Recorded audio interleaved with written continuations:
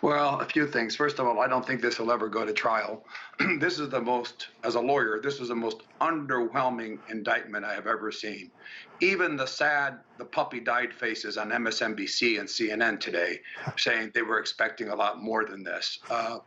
Nathan reported that hard case to win, impossible case to win.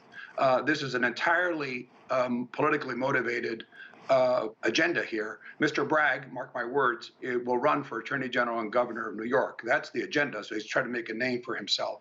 34 felonies, supposedly. It's basically one. It's the same thing. These are just counted as entries, not even checks. Mr. Bragg himself said these were bookkeeping interests. We really take bookkeeping and record keeping seriously in New York. By the way, the first time this has ever been charged as a felony in New York history. Unprecedented against not only a president, against anyone. So to answer your question, I don't think this will ever get to trial.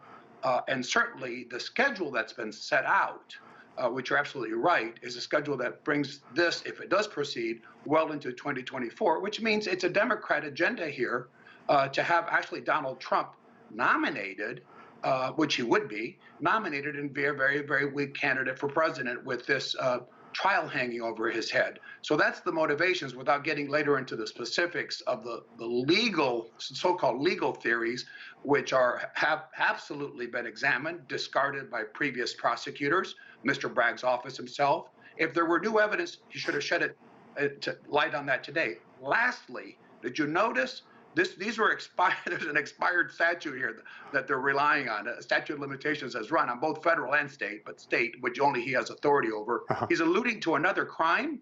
He refuses to identify the crime. We'll see it in the bill of particulars that comes out in a couple of weeks. But if this was such a strong case, this is the time to make it. Yeah, I thought it was interesting that he actually said in his press conference that New York doesn't require him to say what laws have been broken. Oh, it does. In 15 days, in a bill of particulars. Think about this for a moment. If you're the defendant, you're being charged with a crime, you don't know what the crime is? The underlying crime, supposedly, is the key here, and that's due process. Right.